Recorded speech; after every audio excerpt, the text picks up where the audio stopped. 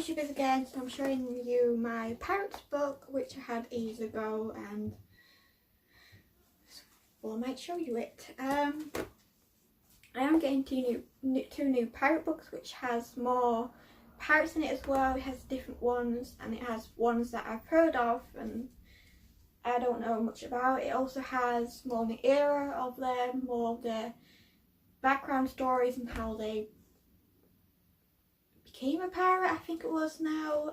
Also has more of their in total era timeline and much of stuff. And so I'm getting two new ones this week, so I'm looking forward to getting them. I'm really over the moon about them. So I thought I might show you what this book has. I have shown you what this book has a while ago in my old videos, but I never really read a piece with you, so I thought I might start at the beginning and we'll read the first pirate that comes up here, which is Henry Morgan, I think it is. Yeah, it's Henry Morgan, which you can see. I thought I might read you a piece and we'll see what we can get. Right. Henry Morgan. Ruthless and clever and cruel, the swashbuckling Henry Morgan was the most famous of the buccaneers, which is another word they used to use for pirates in the golden era, is buccaneers. I don't know why, but they did. Who plundered the Caribbean during the late 17th century. He first went to sea as a servant, but after arriving in Jamaica in 1663, he obtained a privateering license that allowed him to attack Spanish ships. Soon after, war began between England and Spain ended, but Morgan continued his enduring reigns between 1668 and 1671. After assembling a large army, he attacked Peru, the principal in Caribbia, and Portobello in Pantanea, thus awarding a large amount of booty. I don't know which piece to read next with the start. I want to read the paragraphs first, and then I'll read the little side paragraphs afterwards. Reports of the Morgan savage treatment of prisoners and slaughter of hundreds of innocent people spread. After the attack of Peru, the Spanish king threatened to declare war on England, and Charles II, who was anxious to receive the peace, and ordered that Morgan has shipped back to England and imprisoned in the Tower of London. However, the crafty Morgan was viewed as a hero in England, and he never stood trial.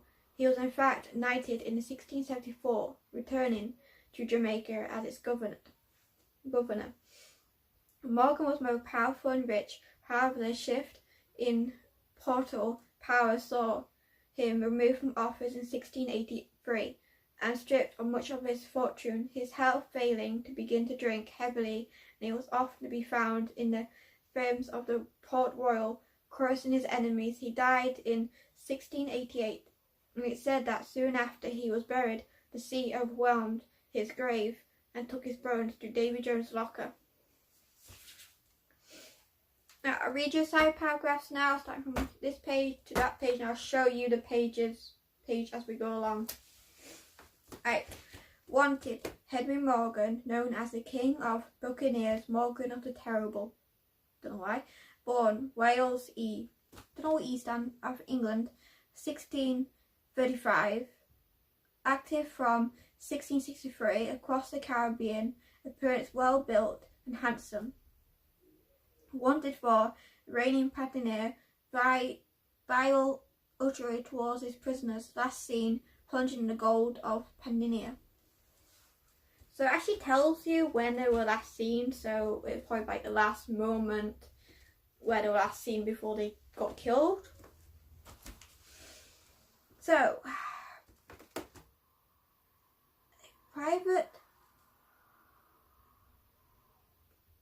a private disarmed ship of its captain, announced by a government accomplishment known as the Letter of Magina, don't know how the hell to pronounce her name, to capture the rest of enemy nations.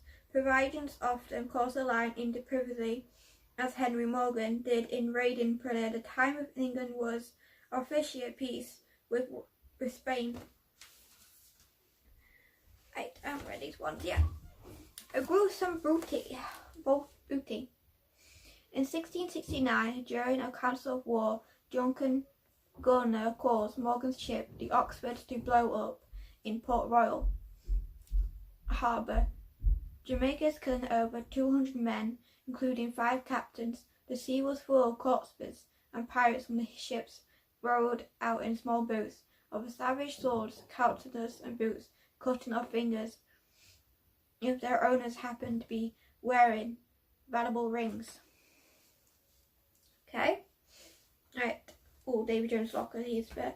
Davy Jones Locker was believed an evil spirit who lived beneath the sea and received the souls of the dead sailors into its lockers. The sea itself, no one really knows where the name Davy Jones comes from, though some say it might have belonged to a real 17th century pirate. Davy Jones Locker reminds me of like Pirates of the Caribbean film. I think it's the second one, and it reminds me of the film itself, and Davy Jones the pirate, so it reminds me of that sort of thing. The capture of him.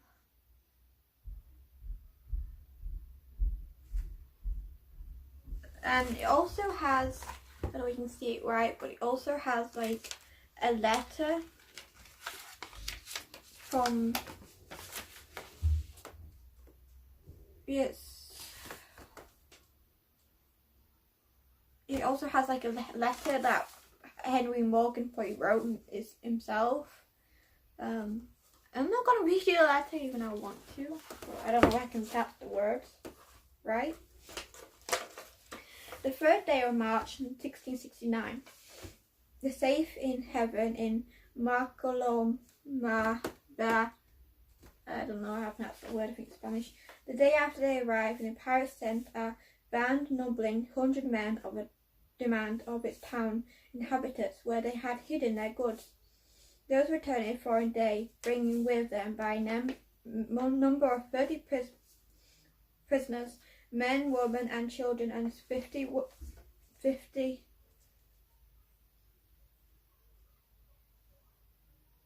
rules.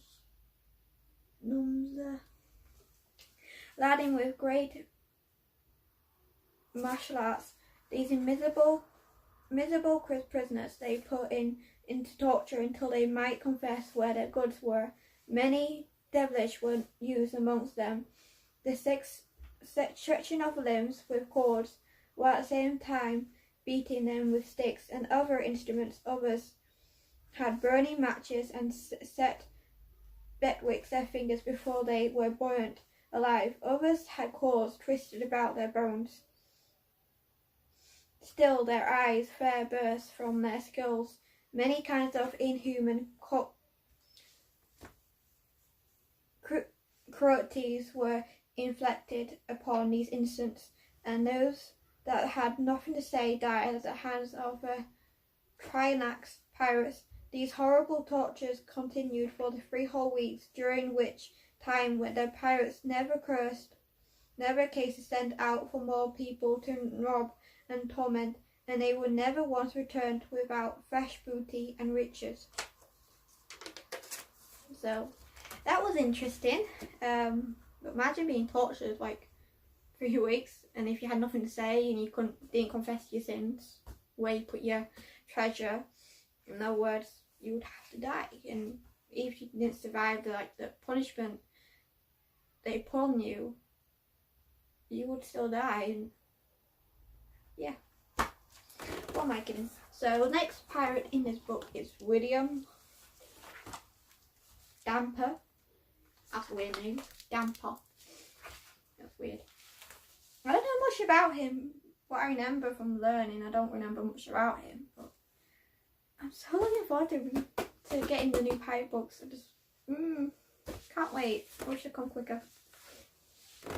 So, bold and gifted explorer, the spirited and reckless William Damper is perhaps the most remarkable pirate in a collection of Rogers. Respected and skilled navigator and a map maker, he sailed along the world 3 times, living brilliant reports of the wildlife and people he encountered in the distant lands. Yet Dampier also had a dark and desperate side, teaming up with the Bonocas along the Spanish Main of Central America. He plunged and pilled at war, taking part in Norwegians' attacks and recording these savage deeds in the journals. A courageous pirate indeed. Dampier first went to sea aged 17 as a deck-handed bound for America. There he joined the Royal Navy as a sergeant, but soon tired of this and made for Jamaica between 1679 and 1681. Sorry, I can't speak today. He sailed with the pirate captain Bartholomew Sharp, capturing and destroying 25 Spanish ships and plunging the town of Panona. In 1683, Dampier joined another pirate crew under a captain named Cook and sailed the Guinea coast of Africa around the Cape Horn and on the Guimaras Islands, where he studied creatures in their natural habitats. So I imagine he was like, so far what we've just read, he was like a wildlife animal reporter and studier. So yeah, he started off as sergeant, and they sailed and he's just studying wildlife. So yeah, stranger than fiction. In his journals, Dampier recorded eating many different creatures and included a recipe for flamingo's tongue. Ooh, flamingo's tongue. Ooh. Ooh. Which he considered a great delight. Dampier is responsible for including many new words to English language, among them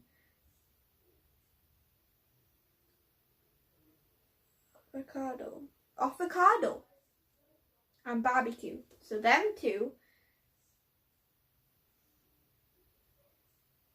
he added to the English language. So if you say avocado and barbecue, then he gave you them 2 words. Third reckoning, Dampier was one of the finest navigators of his time and period, with navigating involved much guesswork, not to mention fair bit of luck. Most calculations were made using the sun, moon and stars, and the best pirates were able to make inspiration guesses, dead reckonings using a magnet, compass, and nothing that relative speed and course of a ship. Violent storms, drifting fog banks, and tetchward currents lay in wait for ships that were all too often driven onto hidden reefs of rocky shores, delivering their crews to Davy Jones. And you remember the Davy Jones? It's Davy Jones a lot these days in this book.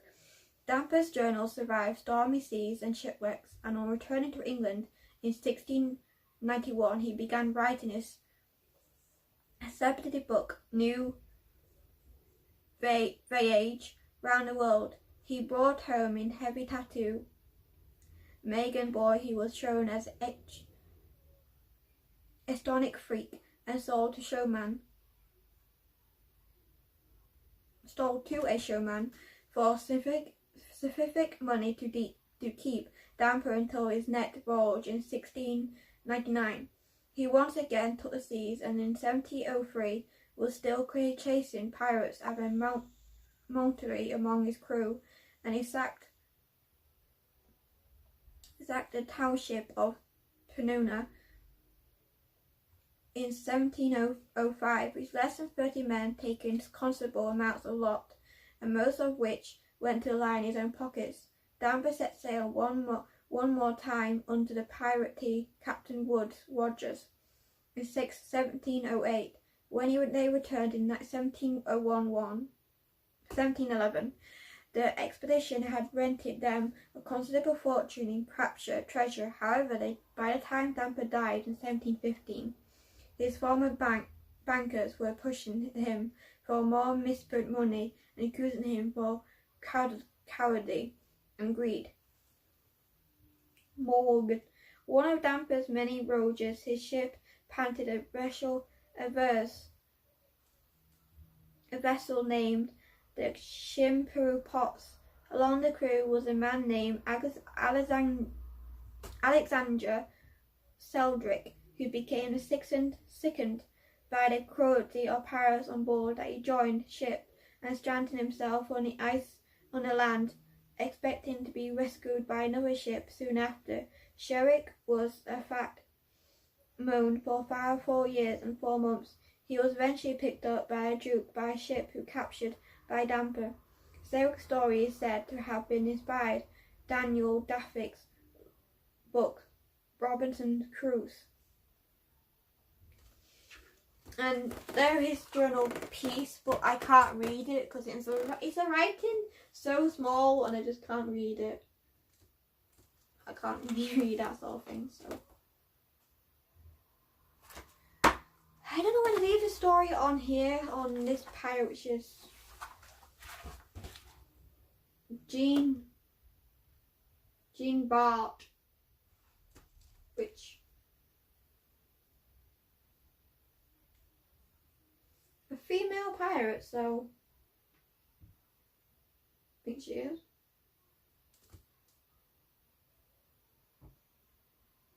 No, male pirate, because female pirate is.